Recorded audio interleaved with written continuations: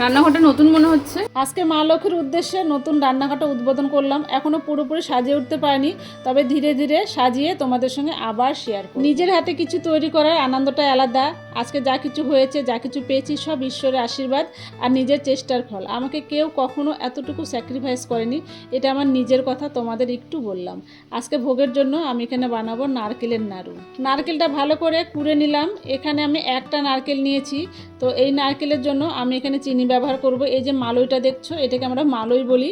Half মালই চিনি নিয়েছি, একই মাপে নিয়ে নিলাম দুধ। এটাকে ভালো করে মেখে নেব, মানে চিনিটা যতক্ষণ না গলবে ততক্ষণ পর্যন্ত এটাকে আমি ভালো করে চটকে মেখে নেব। তারপর রেখে দেবো আরও কিছুক্ষণের জন্য, যদি কোনো চিনির দলা থাকে সেটা যেন পুরোপুরি গলে যায়। এই জন্য এটাকে আমি একটু সময়ের জন্য রেখে দিলাম। এবার ইন্ডাকশানটা বসিয়ে দিলাম।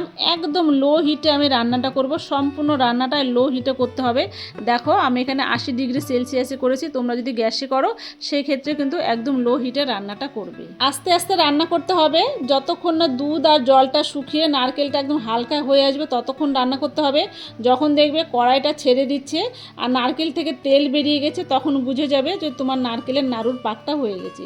গরম গরম অবস্থায় নামিয়ে নিতে হবে আর হাত দিয়ে ভালো করে ডলতে হবে যেন একদম মসৃণ হয়। তারপরে এটাকে বানিয়ে নাও গোল গোল নাড়ু। দেখো তো কেমন হয়েছে আমার ভোগের নাড়ু। ভালো লাগলে তুমিও একদিন নিজের হাতে বানিয়ে তোমার ঠাকুর ঘরে ভোগ দিও। সব ঈশ্বরের আশীর্বাদ। ভালো থেকো, সুস্থ থেকো, এনজয় করো। Thank you.